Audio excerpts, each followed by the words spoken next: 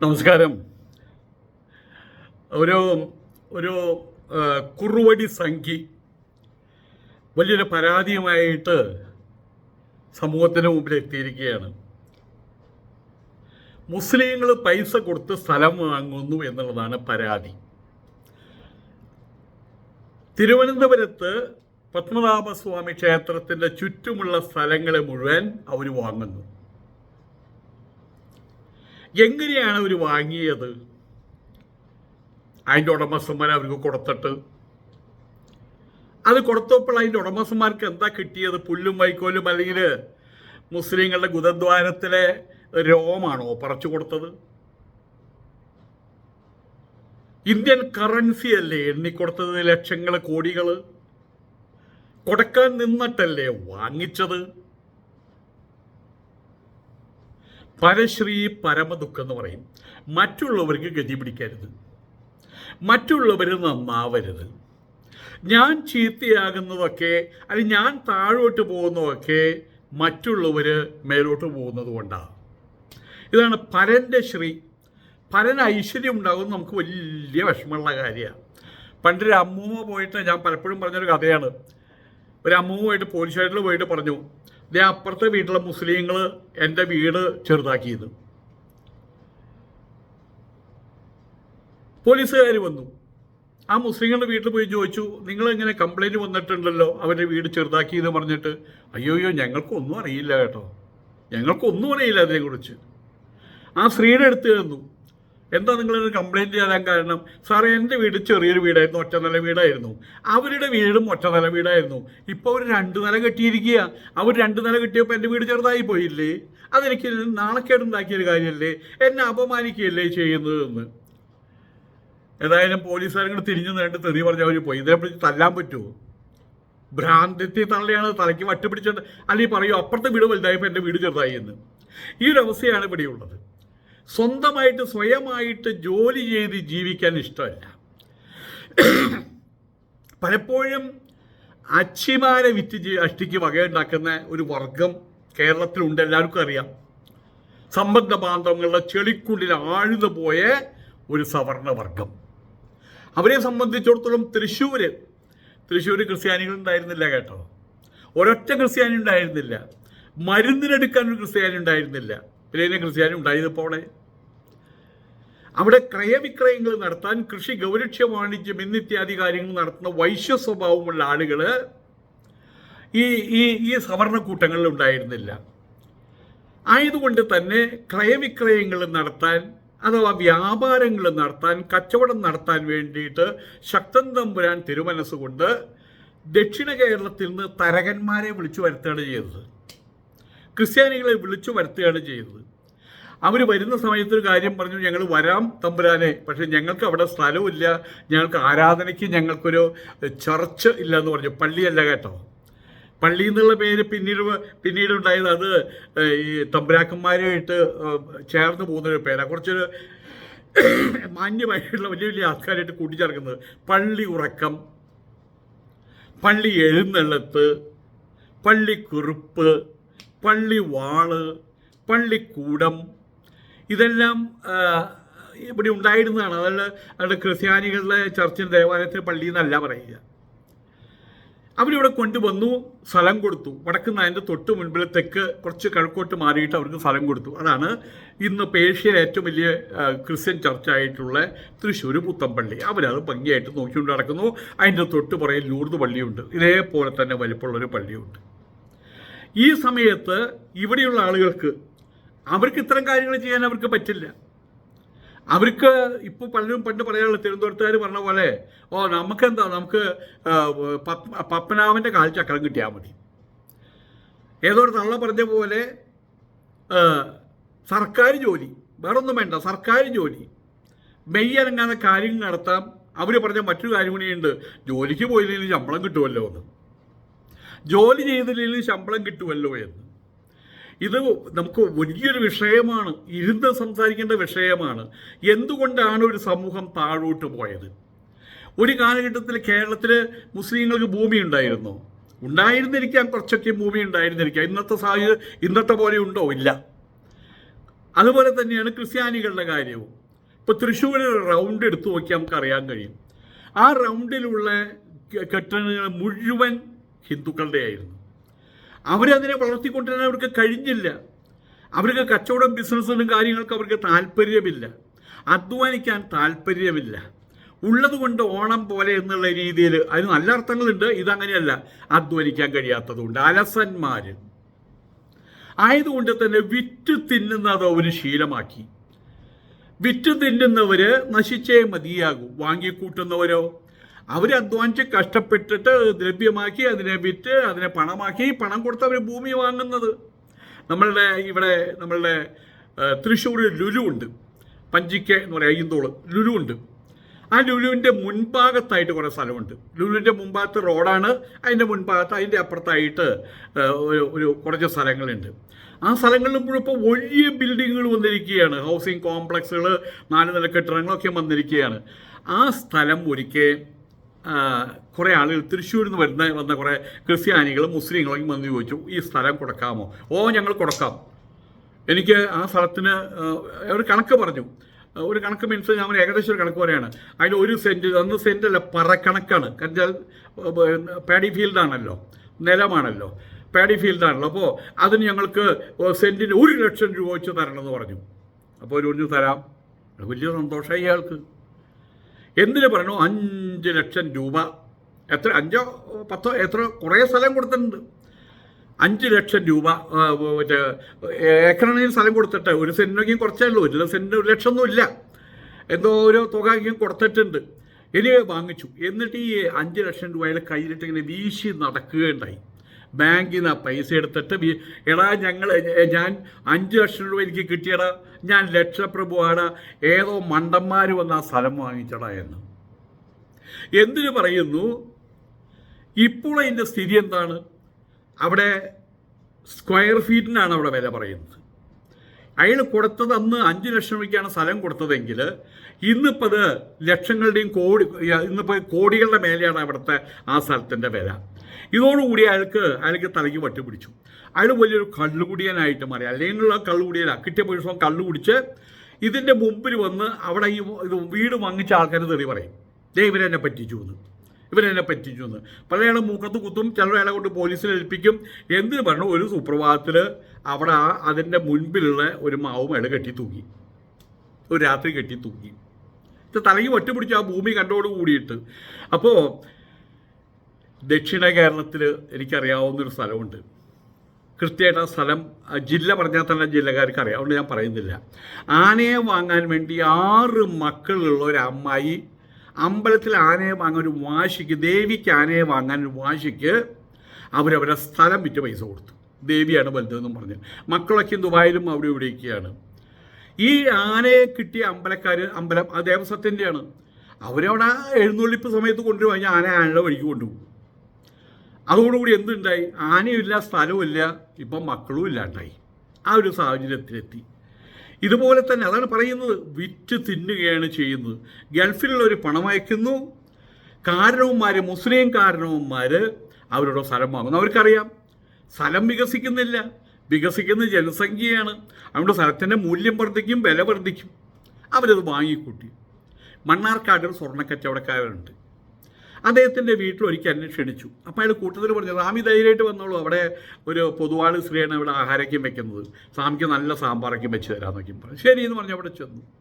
അവിടെ ഒരു പൊതുവാൾ ലേഡിയാണ് അവിടെയുള്ളത്. അത് കഴിഞ്ഞ് അവിടെ വന്നു എന്നോട് കണ്ടപ്പോൾ നമസ്കാരം സ്വാമിജി എന്നൊക്കെ പറഞ്ഞു.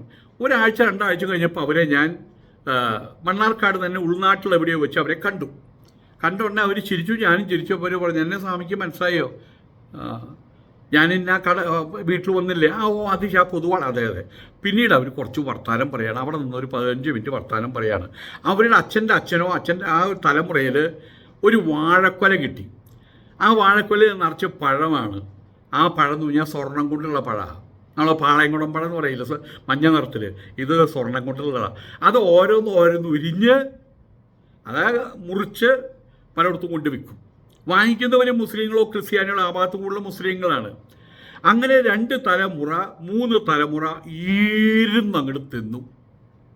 ഇപ്പോൾ 4ാം തലമുറ പിച്ചതണ്ട, 3ാം തലമുറ മുതൽക്ക് പിച്ചതണ്ടൽ ആരംഭിച്ചു. ഇതിനൊക്കെ ആരാണ് കുറ്റക്കാർ? വലിയ കൊമ്പിൽ കയറിപ്പിടിക്കാൻ വേണ്ടിയിട്ട് സ്ഥലം വിറ്റ് തുലയ്ക്കുന്നത് വേറെ, ഡോക്ടറെ തന്നെ കിട്ടണം, എഞ്ചിനീയറെ തന്നെ കിട്ടണം, അതിന് നാട്ടിൽ മുഴുവൻ കടം വാങ്ങിക്കും.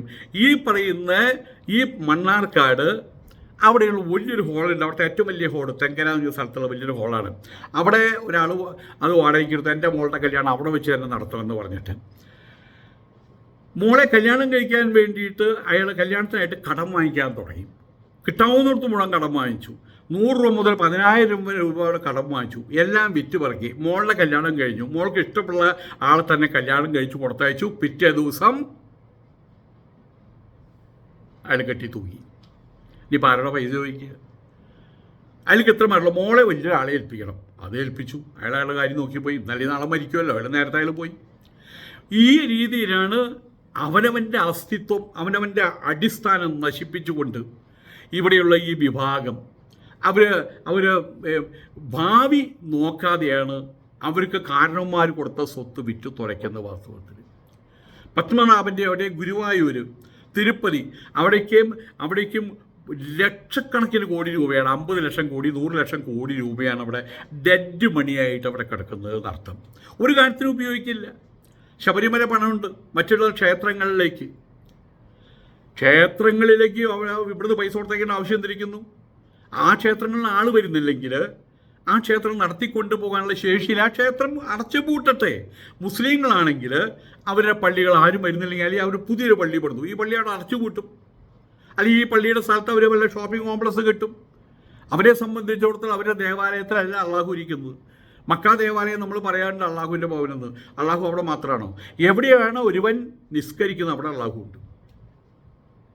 അതാണ് അവരുടെ കോൺസെപ്റ്റ്. അപ്പം ആയതുകൊണ്ട് തന്നെ ഇവിടുത്തെ പൈസ, ശബരിമലയിലെ പൈസ എല്ലാവരും കൊടുക്കുകയാണ്. അഷ്ടിക്ക് വക മുട്ടാത്തവർ അടച്ച പൂട്ടറേ അതിന് പൈസ കൊടുത്തുകൊണ്ടിരിക്കുക. ഏതായാലും ഇവരെന്ത് ചെയ്യുന്നു? മുസ്ലിങ്ങളാണ് എന്ത് ചെയ്യും? പുതിയൊരു പള്ളി പണിത പഴയ പള്ളി അവർ തച്ചുടച്ചിട്ട് അവിടെ വല്ല എന്തെങ്കിലും ഹോസ്പിറ്റലിലോ വിദ്യാലയമോ അവർ സ്ഥാപിക്കുന്ന അർത്ഥം. ഇവിടെ മറ്റൊരു ചൊല്ലുണ്ട്, സ്വാർജിതേനൈവ വിത്തേന ജീവേതെന്നാണ് പറഞ്ഞിട്ട്. ജീവിക്കുക, വിത്തേന പണം കൊണ്ട് ജീവിക്കുക. എങ്ങനെ? സ്വാർജിത സ്വത്ത് കൊണ്ട്, ആർജിതേന ഏവ, സ്വന്തമായിട്ട് ആർജിതമായിട്ടുള്ള സ്വത്ത് കൊണ്ട് വിത്തേന ജീവിതമെന്നാണ് പറഞ്ഞിട്ടുള്ളത്. എൻ്റെ തന്നെ വീട്ടിൽ കിടന്നാകുമ്പോൾ എനിക്കറിയാം. എൻ്റെ പ്രായത്തിൽ ഒരുവൻ ചത്തുപോയി, ഒരു കൊല്ലം പോകാൻ ചത്തുപോയി. അവൻ ഇരുന്ന് തിന്നുകയും ചെയ്ത് അവസാനം അവൻ്റെ കയ്യിൻ്റെ വിരലുകളൊക്കെ ഉണ്ടല്ലോ ഇങ്ങനെ ചക്കക്കുരു പോലെ ഇരുന്ന് തിന്നുക, എഴുന്നേറ്റ് നടക്കാൻ പറ്റാണ്ട്. എൻ്റെ അതേ പ്രായമാണ്, എന്നേക്കാൾ 56 ദിവസത്തിൻ്റെ മൂപ്പേ ഉള്ളൂ. അങ്ങനെ അവൻ അവിടെ ഇരുന്ന് പോളച്ച് പൊട്ടിപ്പോയി എന്നുള്ളതാണ്, പറയാതിരിക്കാൻ വയ്യ. കാരണം എന്താണ്? കാരണവന്മാർ സമ്പാദിച്ചതല്ല, അവൻ്റെ അച്ഛൻ സമ്പാദിച്ചതല്ല, കട്ടെടുത്ത മുതൽ അവൻ ഇരുന്ന് തിന്നു എന്നുള്ളതാണ്. 5 സഹോദരിമാർ ഒരു വീട്ടിൽ, 5 പേരും അവിടെ തൃശ്ശൂർ BG വിക്ടോറിയ ഗേൾസ് സ്കൂളിൽ നിന്ന് 10ാം ക്ലാസ് ജയിച്ചു. അന്ന് നേരെ ജോലി കിട്ടും, വന്ന് വിളിച്ചു കൊണ്ടുപോകും. അവിടെ വന്ന് അവിടുത്തെ അതിൻ്റെ ഒരു മാനേജറായിട്ട് അതിൻ്റെ ഉടമസ്ഥൻ എന്ന് പറയാം. അപ്പോൾ അവർ വന്നിട്ട് ഇവിടെ വന്ന് കാരണവരോട് പറഞ്ഞു, ഈ പെൺകുട്ടികളുടെ കാരണവന്മാരോട് പറഞ്ഞു, അമ്മാവനോട്, പെൺകുട്ടികളെ ടീച്ചർമാരുടെ ജോലിക്ക് അയച്ചുകൂടെ?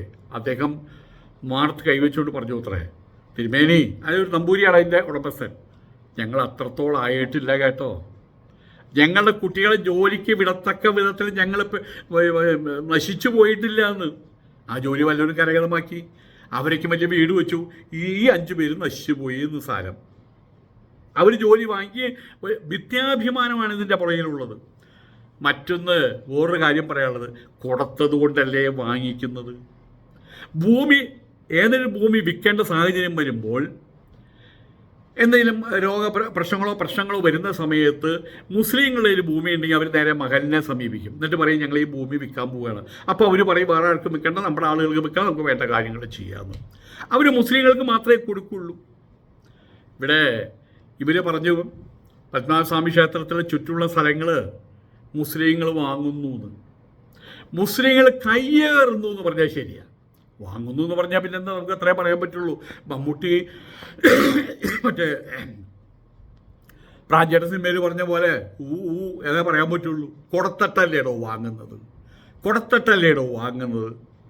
ആരും ഭൂമി കയ്യേറുന്നില്ലല്ലോ. നിയമപ്രകാരം രജിസ്ട്രി ഓഫീസിൽ പോയിട്ട് രജിസ്റ്റർ ചെയ്ത് എല്ലാ ഡോക്യുമെൻ്റൽ ഫോർമാറ്റിംഗ് കംപ്ലീറ്റ് ചെയ്തിട്ടല്ലേ അവരെ സ്വന്തമാക്കിയിട്ടുള്ളത്. അതിന് പകരമായിട്ട് മുസ്ലിങ്ങൾ കൊടുന്ന് രോമം പറിച്ചു കൊടുക്കുന്നില്ലല്ലോ. ചക്കച്ചോള എണ്ണി കൊടുക്കുന്ന പോലെ എന്തായാലും പറയാം. എങ്ങനെ പറയും? രൂപ എണ്ണി കൊടുത്തിട്ടല്ലേ ഒരു വാങ്ങിക്കുന്നത്, ഇന്ത്യൻ റുപ്പി ഇറങ്ങി കൊടുത്തിട്ടല്ലേ വാങ്ങിക്കുന്നത്.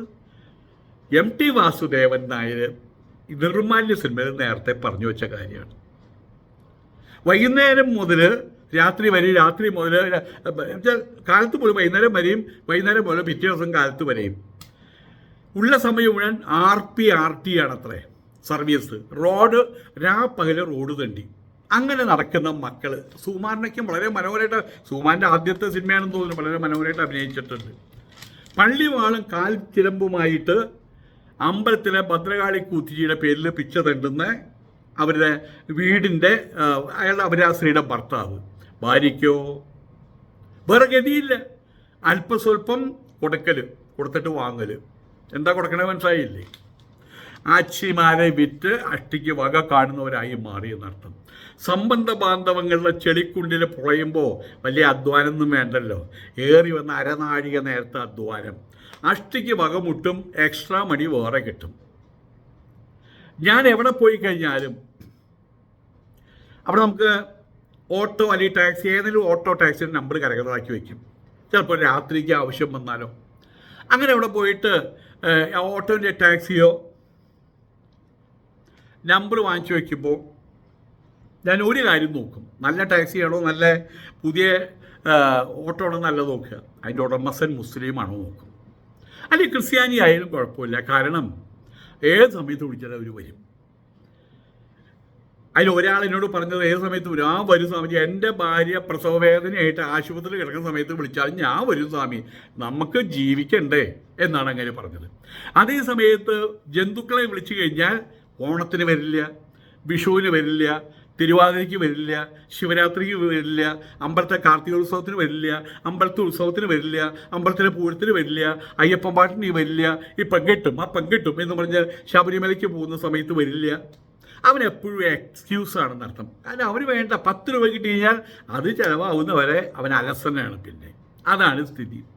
ജന്തുക്കൾക്ക് 100 രൂപ തേച്ച് കിട്ടിയാൽ അവൻ അത് ഉടനെ ഏതെങ്കിലും അമ്പലത്തിൽ കൊണ്ടുപോയിട്ട് അമ്പലത്തിൽ കളവൻ ചേർത്ത് ഭാവി ഭൂതമറിയൽ, പൂജ, ഭഗവതി സേവ. ഇവരെ അറിയാത്തൊരു തട്ടിപ്പിൻ്റെ കാര്യം ഞാൻ പറയാം. അത് ഇവർ പറയട്ടെ. മുസ്ലിങ്ങൾ തട്ടിപ്പുകാരാണ് കേട്ടോ. മുസ്ലിങ്ങൾ നല്ല തട്ടിപ്പുകാരാ. ആ തട്ടിപ്പിൻ്റെ ഇരയാണ് ഞാൻ. മുസ്ലിങ്ങൾ തട്ടിച്ചെടുത്തതിൻ്റെ ഇരയാണ് ഞാൻ. എന്താ തട്ടിച്ചെടുത്തതെന്നല്ലേ? അത് കാണിച്ചു തരാൻ പറ്റില്ല. എൻ്റെ മനസ്സ് തട്ടിച്ചെടുത്തിട്ടുണ്ട് മുസ്ലിങ്ങൾ. എങ്ങനെ അറിയോ? സ്നേഹം കൊണ്ട്. ഇരിക്കുന്ന സ്വത്ത് മുഴുവൻ അവരുണ്ടാക്കി തന്നതാണ്. ഈ വീട് അവരുണ്ടാക്കി തന്നതാണ്. ഞാൻ സംസാരിക്കുന്ന ഈ മൊബൈൽ അവരുണ്ടാക്കി തന്നതാണ്. ഈ വാച്ച് അവരുണ്ടാക്കി തന്നതാണ്. ഈ കണ്ണട അവിടെ ദേറയുണ്ട്, ബർദുബായിലുള്ളൊരു സുഹൃത്ത് എനിക്ക് അയാൾ പറഞ്ഞിട്ടുണ്ട്, എപ്പോൾ അവിടെ വന്നാലും 2-3 വർഷം കൂടുമ്പോൾ മാറ്റേണ്ട വരുമല്ലോ, ഇവിടെ ഒന്ന് മാറ്റിയാൽ മതി എന്ന് പറഞ്ഞിട്ടുണ്ട്. ഇപ്പം സത്യം പറഞ്ഞാൽ അവർ മനോഹരണം എന്ന് പറയും, മനസ്സിനെ ഹരിച്ചെടുക്കുക. അതൊരു കട്ടെടുക്കലാണ്. അതിനെവിടേക്ക് വിഷമമില്ല, അത് മിണ്ടില്ല. മനസ്സിനെ കട്ടെടുക്കൽ. അവർ സമ്പാദിക്കുന്നുണ്ടോ, അതുപോലെ അവർ ഒരു രൂപത്തിൽ സഹായിക്കുന്നുണ്ടോ. ഇന്നിപ്പോൾ ആർക്കെന്ത് കഷ്ടപ്പാട് വന്നാലും ആദ്യം ചെല്ലുന്നത് എവിടേക്കാണ്? ഏത് ഹിന്ദു ആണെങ്കിലും ആദ്യം ചെല്ലുന്നത് പള്ളിയിലേക്കാണ്, മഹല്ല് കമ്മിറ്റിയിലേക്കാണ് ചെല്ലുന്നത്. മുസ്ലിങ്ങളുടെ വീടുകളിലേക്കാണ് ചെല്ലുന്നത്. അവരെ ക്വാളിറ്റി എന്താ അറിയോ? Never say no. അവരൊരിക്കലും നോ പറയില്ല. ഇടുക്കിയിൽ ഞാനവിടെ അവർ അധ്വാനത്തിൻ്റെ കാര്യമാണ് പറയുന്നത്. 2 മണി 3 മണി സമയത്ത് ഞാൻ മൂത്രം ഒഴിക്കാൻ എണീക്കും. ഞാനൊരു പുതിയ വീട്ടിൽ താമസിക്കുകയാണ് അവിടെ ഇടുക്കിയിൽ. അപ്പം അവിടെ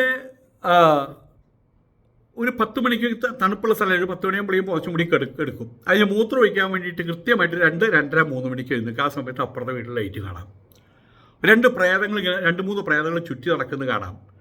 നമ്മളുടെ മറ്റേ കിളിച്ചുണ്ട മാമ്പഴം അതിൽ കാണുന്ന പോലെ ഇങ്ങനെ ആടി നടക്കുന്ന പ്രേതമില്ലേ? വെള്ളാട്ട് എന്താന്ന് പറഞ്ഞ ഒരു പ്രേതമുണ്ടല്ലോ, വെള്ളാട്ട് മൂപ്പനോ എന്ന് പറഞ്ഞ പോലെ ഒരു ദിവസം നോക്കിയപ്പോൾ എനിക്ക് കാര്യം മനസ്സിലായി. അവർക്ക് അവിടെ ഒരു 5-6 ഏക്കർ സ്ഥലമുണ്ട്. അവർ മിലിറ്ററിക്കാരൻ്റെ, അയാൾ പെൻഷൻ പറ്റി വന്നു. അയാളും അയാളുടെ പെങ്ങളും അയാളുടെ ഭാര്യയാണ് അവിടെയുള്ളത്. മക്കളൊക്കെയും വിദേശത്ത് ജോലിയിലാണ്. ഇവർ കാലത്തൊരു 3 മണിക്ക് എഴുന്നേൽക്കും. അതിരാവിലെ എഴുന്നേറ്റ് എല്ലായിടത്തും ലൈറ്റ് ഇടും. പറമ്പിൽ ആ വശത്തിടും, അവിടുത്തെ കാര്യം കഴിഞ്ഞാൽ ഈ വശത്തിടും, ഇവിടുത്തെ കാര്യം കഴിഞ്ഞാൽ അപ്പുറത്തെ വശത്തിടും. അവിടെ മുഴുവൻ ബൾബുകൾ ഇട്ടിരിക്കുകയാണ്, നമ്മളെ കോഴിമുട്ട ബൾബുകൾ.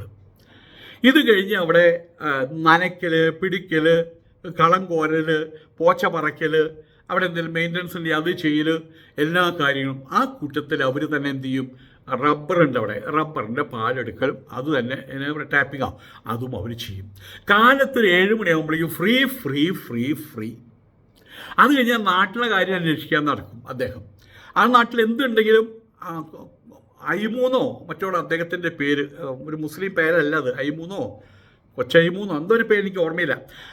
അദ്ദേഹം അവിടെ പള്ളി കമ്മിറ്റിയിലുണ്ട്, അമ്പല കമ്മിറ്റിയിലുണ്ട്. അതിന് അമ്പലത്തിൽ നിന്നും അങ്ങനെ വരില്ല. മറ്റൊന്നുമില്ല, അശുദ്ധാക്കണ്ട, മുസ്ലിംകാർ അശുദ്ധാണല്ലോ. പക്ഷേ എന്ത് കാര്യൻ്റെ അദ്ദേഹത്തോട് ചോദിച്ചിട്ടേ ചെയ്യുള്ളൂ. അത്രത്തോളം ജനകീയനായിട്ടൊരു വ്യക്തി. അദ്ദേഹം ഒരിക്കൽ എന്നോട് പറഞ്ഞത്, സ്വാമി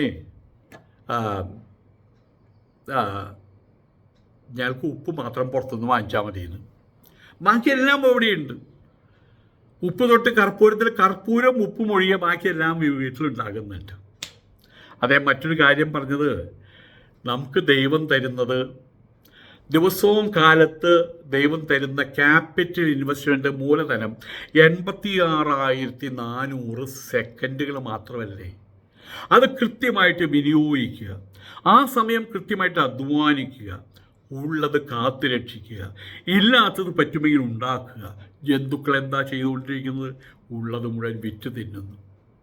പിന്നെ ആന, വെടി, മിമിക്രി, നാടകം, യൂഫോറിയ, നിന്ന് തുള്ളൽ, സിനിമാറ്റിക് കാട്ടം, അമ്പലത്തെ സ്വർണം കൊണ്ട് മൂടൽ, സ്വർണ്ണ കൊടിമരം സ്ഥാപിക്കൽ, സ്വർണ്ണ പാടികൾ ചുമരുമ പതിക്കൽ, കൂട്ടം ആൾക്കാരെ ഇളക്കി കട്ടുകൊണ്ട് പോലെ, ഇതൊക്കെയല്ലേ നടക്കുന്നത്.